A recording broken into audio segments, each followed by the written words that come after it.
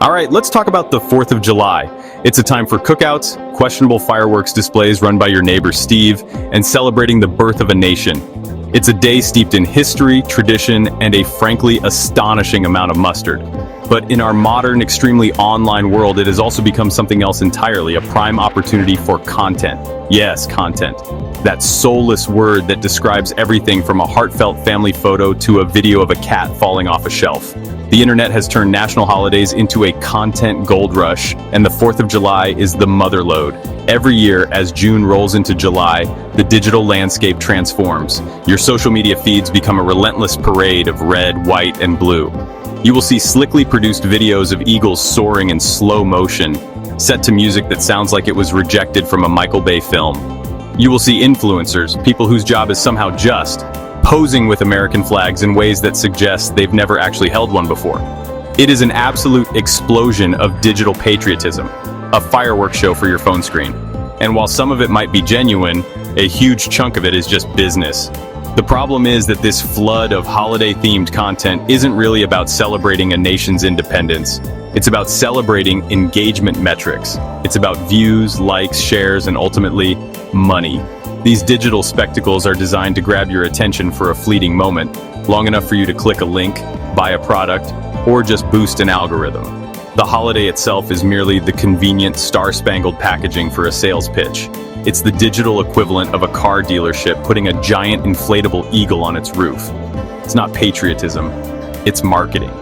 This trend is not slowing down. In fact, it's getting more sophisticated. Creators and brands have realized that national pride is a powerful and profitable emotion. They have perfected the art of wrapping their products and personalities in the flag. They know that a post with a patriotic theme is more likely to be shared by your aunt, commented on by your cousin, and seen by millions. The genuine spirit of the holiday gets lost in this frantic dash for digital relevance. The real history and meaning are pushed aside to make room for discount codes and affiliate links. Now let's look at the two sides of this very cynical coin.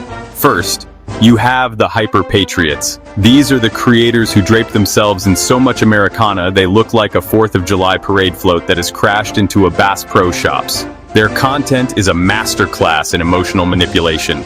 They will post videos with dramatic swelling music showing soldiers returning home or fireworks exploding over a national monument.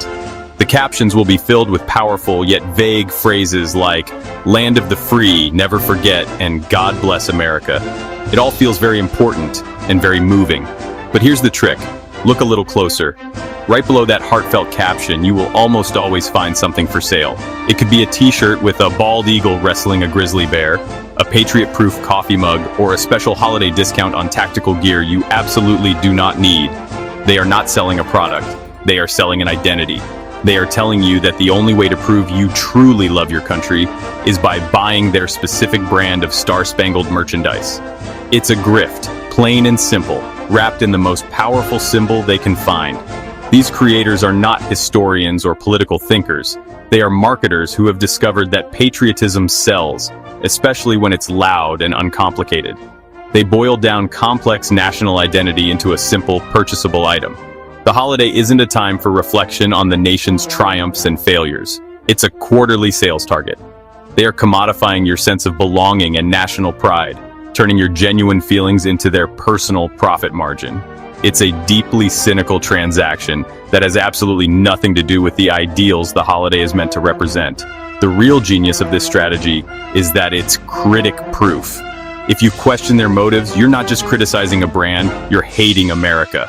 They have cleverly insulated themselves from scrutiny by hiding behind the flag. It's a brilliant, if utterly shameless business model. They've built a pipeline that converts patriotic sentiment directly into cash, and every 4th of July, they open the floodgates. They are counting on you to be so moved by the soaring eagle that you don't notice the hand reaching for your wallet. On the other side of the digital aisle, you have a different but equally cynical group of operators, the anti-establishment influencers. These creators use the 4th of July not to celebrate but to provoke. They post content highlighting the nation's historical hypocrisies, injustices, and ongoing problems. Their posts are often sharp, critical, and designed to generate a strong emotional reaction. They will correctly point out that the history of the United States is complicated and often painful for many of its citizens, and their content will demand that you pay attention to these uncomfortable truths. And you should pay attention to those truths. But, and this is a crucial but, many of these creators are also running a business. Just like the hyper-patriots, they have discovered that a powerful emotion sells, and that emotion is outrage. Their goal isn't necessarily to educate or foster a nuanced discussion. Their goal is to go viral. Controversy creates clicks, and clicks create cash.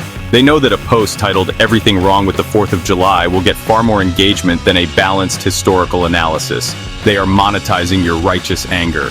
Look for the patterns. The provocative post is often followed by a link to their Patreon, a plug for their book, or a promotion for merchandise that broadcasts a counterculture message. They are building a brand, just like their flag-waving counterparts, but their brand is built on dissent. The holiday provides the perfect backdrop for their performance. They position themselves as brave truth-tellers standing against the tide, when in reality, they are often just savvy marketers who know that conflict is a reliable driver of online traffic. They are not necessarily invested in the cause. They are invested in the controversy. This creates a toxic digital environment where nuance goes to die. You're presented with two extreme, opposing viewpoints, both of which are, in many cases, commercially motivated. There is no room for the complicated truth that you can be proud of your country's ideals while also being deeply critical of its failures. Instead, you are pressured to pick a side, to buy the patriotic t-shirt or the anti-establishment tote bag.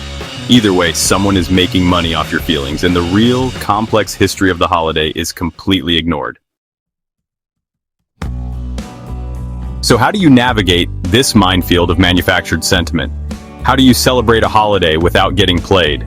The first step is to become a more critical consumer of content. Before you share that emotional video or click buy on that holiday-themed product, take a moment to ask yourself, who is behind this and what do they want from me? Look past the soaring music and the angry slogans. Look for the sales pitch. Is this post genuinely trying to inform or connect, or is it trying to sell you something? Be wary of common tricks. These include using overly emotional language, creating a sense of urgency with limited-time holiday offers, and framing a purchase as a political statement. If a post makes you feel like you to buy something to prove your beliefs, that is a massive red flag. Real patriotism or real activism doesn't come with a shopping cart. Also, be suspicious of content that presents complex issues in overly simplistic black and white terms. History is messy, and anyone telling you it's simple is probably trying to sell you a shortcut. The best way to push back against this trend is to celebrate in ways that are authentic to you. The meaning of a holiday isn't found in a viral video or a sponsored post. It's found in real-world actions and connections. Spend time with your family and friends. Have a conversation with someone who has a different perspective.